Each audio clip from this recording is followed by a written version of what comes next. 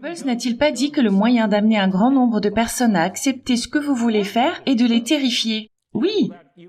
Vous pouvez construire une emprise de terreur sur eux. D'une certaine manière, c'est ce que fait Poutine avec le peuple russe. Il revient maintenant à une position où il déclare « Ils essayent de tous nous avoir, ils veulent tous nous attaquer, ils veulent nous dominer ». Il terrifie son peuple pour qu'il se rallie à lui et pour que son peuple soutienne ce qui, pour l'instant, est un conflit qu'il a déclenché et qui ne se déroule pas comme il l'avait prévu. Les commentateurs les plus, les plus sages sur les États totalitaires comme Solzhenitsyn et de nombreux commentateurs psychologiques, Jung en est un bon exemple, ont expliqué très clairement qu'un État totalitaire ne peut exister que si chaque personne est prête à mentir à propos de tout et tout le temps. Et vous pouvez penser à cela comme un système descendant, parce que les dirigeants mentent aussi, et ils appliquent aussi des punitions si vous ne mentez pas. L'esprit totalitaire est reproduit à tous les niveaux de la société et donc dans un État véritablement totalitaire. Les maris mentent à leurs femmes, les parents mentent à leurs enfants, et l'État totalitaire est en fait l'emprise du mensonge. Et les gens sont certainement d'accord avec cela. Je veux dire que nous voyons cela émerger ici avec la cancel culture. Ment, c'est comme ment ou sinon... Et le peuple russe sera bombardé en permanence par la propagande des médias d'État et nous croirons beaucoup de ce que dit Poutine. Oui. Comment cette guerre va-t-elle finir à votre avis? On va le découvrir cet hiver.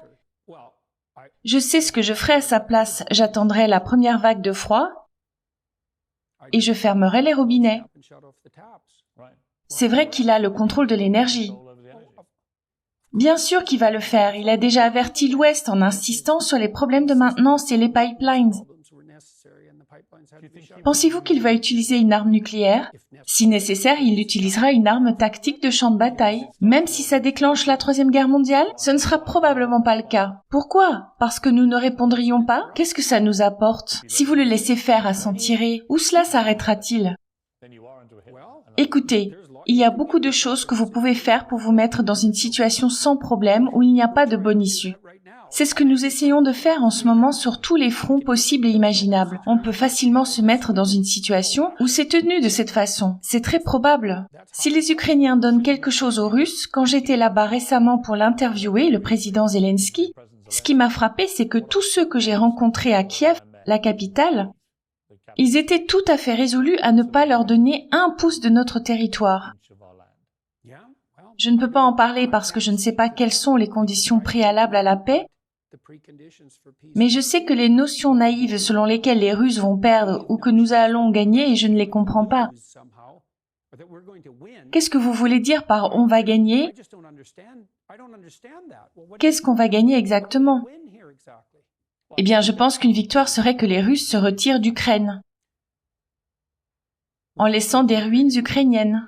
C'est ça. C'est une sacrée victoire. Je pense que Poutine pourrait gérer ça.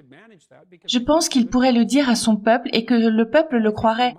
C'est comme si nous avions atteint notre objectif. Nous avons dévasté l'Ukraine et nous l'avons gardée hors de main de l'Ouest.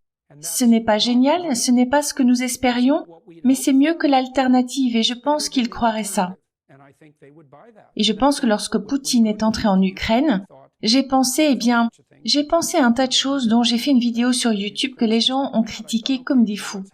J'ai pensé, ok, qu'est-ce qui se passe ici? Je vois que son objectif final en cas d'échec est de laisser l'Ukraine dans une ruine fumante. Oh, c'est une victoire, alors il peut perdre en toute impunité. Alors comment pouvons-nous gagner? Nous ne pouvons pas gagner contre Vladimir Poutine de toute façon. Parce que vous ne pouvez pas gagner contre quelqu'un à qui vous ne pouvez pas dire non. Point final. Nous ne pouvons pas dire non à Poutine parce que nous avons vendu notre âme pour son pétrole et son gaz et nous l'avons fait pour élever notre stature morale par rapport à la sauvegarde de la planète. Et nous voilà donc confrontés à un hiver très rude, faisant face à notre propre bêtise et à notre présomption morale. Nous sauvons la planète. Nous verrons bien. Je ne pense pas, je n'en ai pas l'impression et c'est la question la plus catastrophique ici, en supposant que nous soyons confrontés à une crise environnementale de proportion planétaire, ce que je ne crois pas d'ailleurs, en supposant que ce soit le cas, alors j'imagine que vous mettriez en place des mesures qui amélioreraient ce problème au lieu de l'exacerber. Mais toutes les mesures que vous mettez en place ne font qu'aggraver le problème environnemental.